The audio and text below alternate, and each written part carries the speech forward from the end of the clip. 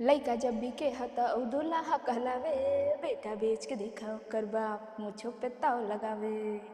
हा नाम ओकर दहेज परल, एकरे ही चक्कर में बेटी के बाप लुटल। पैसा लेवे लइका न देवे, उल्टा हमार लइके ले जाले। ठगना भैया ई ठगे हई से, पैसा के बदले सामान न देवे। ओ मैया देता हिनका मती, ओ हमर प्यारी सी सरस्वती। दहेज कभी हट नहीं सकता है। उसका दिक्कत ये है ना कि जो लेने वाला है ना उसको शर्म ही नहीं है, वो और खुश हो जाता है। वो सोचता है कि बाप रे हमको इतना मिल गया, हम कितना काबिल है। नहीं, तुम बकलोल हो। तुम अगर काबिल होते तो तुम खुद से सब चीज खरीद सकते थे, पर तुम्हें औकात ही नहीं था खरीदने का।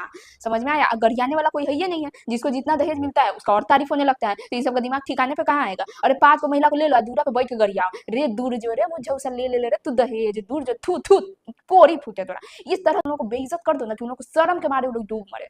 सही शर्म आएगा तो कभी नहीं छूटने वाला है। तो ये समाज लोग का जिम्मेदारी बनता है। पर दिक्कत ये है कि इस समाज में 99% लोग लेने वाले हैं, तो कहाँ से सुधरेगा। अब सुन लो कि धारा जो है 304 वो क्या कहता है। पहले ये आईपीसी में था, आईपीसी का नाम बदल करके बीएनएस रख दिया गया, लेकिन इंसान तो नहीं बदला है। देख लो 304 में पहले था लिखा हुआ, अब 80 में लिखा हुआ है। तो लिखल कथी है, तो सुनो लिखल कथी है। शादी का 7 साल के अंदर अंदर अगर कोई लड़की जल के मर जाती है तो ये इसका साफ मतलब है कि उस लड़की को दहेज के लिए जलाया गया है। समझ में आया? और इसका जो सजा है ना वो 7 साल से लेकर के आजीवन कारावास है। मरो, कभी भी नहीं खत्म होगा जब तक कि समाज लोग बहिष्कार न कर दे। शादी का कार्ड में आप पैसा देते हैं ना, वहाँ पे लिख दीजिए जागो ग्राहक जागो, जो सामान खरीदे हो उसको अपने घर पे लेके आओ। शर्म आए इन लोगों को कि बेटा बेच रहे हो तुम। अब बेचा हुआ सामान ना घर पे नहीं लाया जाता है, जिसको बेचे हो उसके पास ही छोड़ा जाता है। घर पे सिर्फ पैसा लेके आया जाता है। तुम लोग तो पैसा भी लेके आते हो, अब बेचा हुआ जो सामान है उसको भी लेके आते हो। दुनिया का दूल्हा दुनिया का एक ऐसा लौता सामान है जिसको बेचने के बाद उसको अपने ही घर पे लाया जाता है और पैसा भी आ जाता है। सोच रहे हो कितना प्रॉफिट है।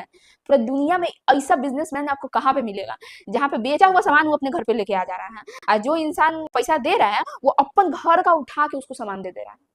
तो कहाँ मिलेगा ऐसे बिजनेसमैन। सोचो इंडिया कितना टॉप पे पहुंच गया है। ये गूगल गूगल कहाँ हम लोग से बराबरी करेगा। हम लोग तो ऐसा है ना कि बेच के प्रॉफिट कमाते हैं पर बेचा हुआ सामान भी नहीं देते हैं। सोचो कितना दिमाग तेज है हम लोग का। शर्म करना चाहिए। थूको उन लोगों पे, बहिष्कार कर दो तब सुधरेगा।